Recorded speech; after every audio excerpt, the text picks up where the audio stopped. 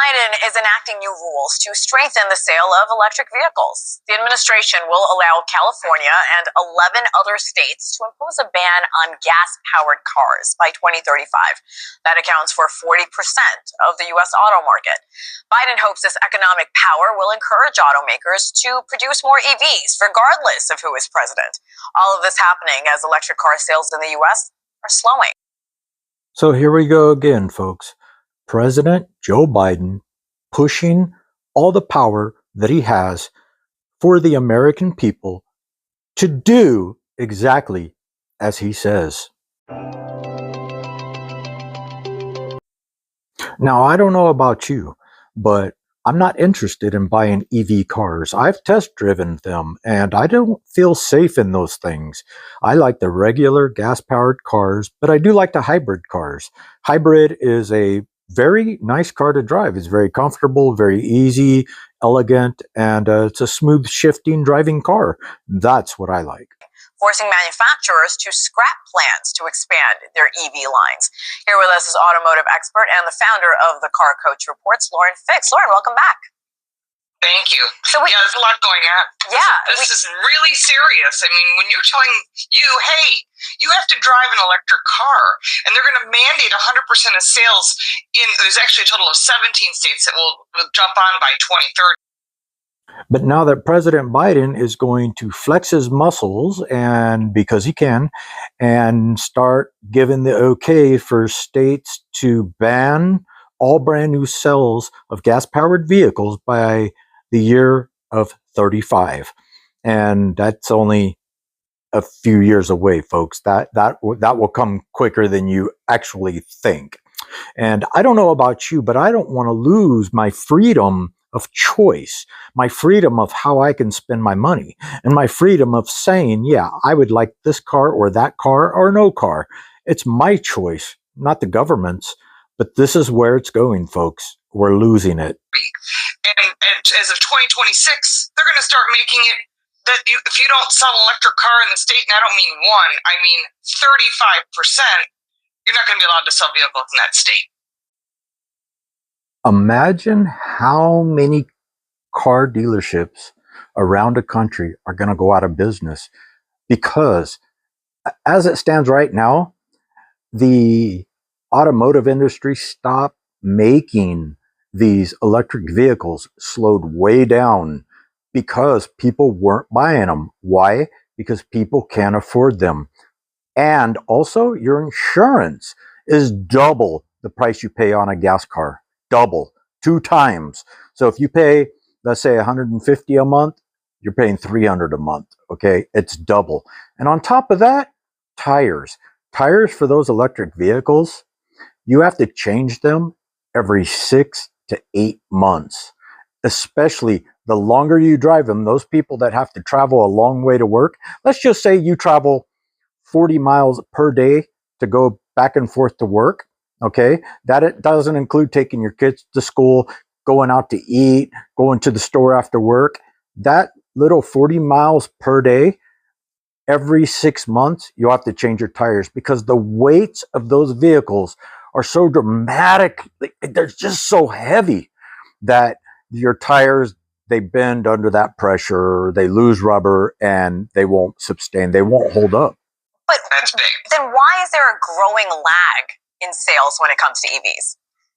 Well, there's a lot of reasons. One, the average cost of a gasoline-powered car is about $48,000. The average cost of any electric car, average, now obviously some more and less, is $60,000. It's a big variance. And on top of that, we've got people still can't afford these vehicles because the insurance rates are higher and you need to have charging. And only 60% of the country have garages to plug them in. So if you don't have a garage, it means you need to go to public charging. You can't drop a cord in New York City or Chicago from your 10th story apartment. That won't work. So you have to find a place to charge. And imagine when you live in an apartment complex, they ain't going to put charging stations in those apartment complex. And if they do, guess what? Your rent is going to go up tenfold. I guarantee you. You're not going to be able to afford rent because they're going to charge you on top of your added expenses for them putting chargers to each and every apartment in the complex, they're going to charge you the electricity to charge your car, which is going to be totally outrageously expensive. You're going to wish that you had a gas-powered car back again. But you know what? This is going to get expensive for everybody across the board. And it is coming to a state near you, because what California does, every other state seems to follow. 11 states are on board with this. 11. There's no getting out of it. Once our federal and local governments take control of us, the people who should be controlling them, it's over with. We're losing control of our government. We may vote, but guess what? They don't care about our votes anymore. They don't care. If they don't care who's in there, because they could pull the strings either way, left or right. They can pull the strings if they could get the right people in there. So it doesn't matter anymore. I'm almost freaking out. Like, why should we even vote anymore? It doesn't matter unless us people get together to stop this nonsense and say something about it. Use our voice. You know what? The government's just going to continue controlling and taking control of our lives each and every day and step by step. And there's nothing you or I can do about it. I'm Wayne, and I'll talk to you on the next. And we saw in Chicago what happened last winter when people just abandoned their vehicles and said, that's it. I'm leaving the car, and they were out. So that's been a problem on a global basis. The charging infrastructure is not there. They took billions of our dollars, and they only put up 6 charging stations. That's our tax dollars. Anytime they say the government's paying for it, it's your money. In addition to the cost, the insurance, and it is frustrating, the range anxiety, because when you want to fill up, you just add gasoline in 7 minutes, you're back on the road, and you probably have a soda and a bag of chips with you. And that you can't do with an electric car. Lauren, talk about Biden's decision to allow California, along with those other states, to ban gas-powered vehicles in 11 years. That's not a lot of time. How could this impact sales moving forward? It's a huge impact. First off, I know the first thing that President Trump's going to do when he gets into office is remove that $7,500 tax credit, remove that mandate, and I'm sure that Lee Zeldin is going to go after, because he's in charge of the EPA, he was going to go after the California Air Resources Board, which gained more power under President Obama. So because of that, now President Biden is continuing to push this electric vehicles. Consumers don't want them. So what you're doing is you're forcing consumers to make choices. Consumers will keep the vehicle they have. That's number one. You're also causing them to go to other states to purchase vehicles that they want. But manufacturers don't make money on electric cars. And the only one that makes a little bit of money is Tesla. The rest of them make no money. They actually take a loss. For example, the Ford F-150 Lightning has a $40,000 loss on every single vehicle it sells. So how do you make that money up? So they raise the prices of their other vehicles, their hybrids, their gasoline-powered vehicles. Consumers have made their choices.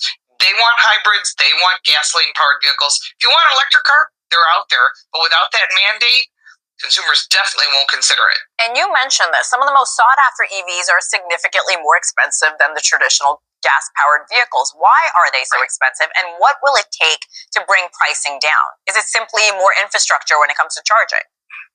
Well, I think the average cost of the vehicle, the reason it's so high is all those materials that go to the battery are owned by Chinese mining companies. So you have to buy those from China. And if they add a tariff on top of it, it's going to be even more expensive. We don't mine those materials here in the U.S. or in North America because they're dangerous. You don't see cobalt mines because it causes cobalt lung. It damages the environment around it. So we don't do that. But in China, they do it. They do it in Afghanistan. I mean, there's a million places they're doing it around the world, but they're not here. South America also has mines. Africa has mines. And this is a problem. So the choice is, do you buy an electric car? Do you buy a hybrid? That's your choice. The idea is that consumers can choose what they want. And now the one thing about that mandate going away is what's going to happen is manufacturers won't be making electric cars. They'll make a few. You'll find like Hyundai will make their Ioniq line because it sells, but General Motors will probably make the Chevy Bolt line, some of the more reasonably priced cars because those do sell. But when you're looking at the more expensive cars that get really crazy expensive, manufacturers can't afford to make these, and consumers can't afford to buy them. And I highly suggest you lease one anyhow, because in 3 years after your lease is up, they're outdated.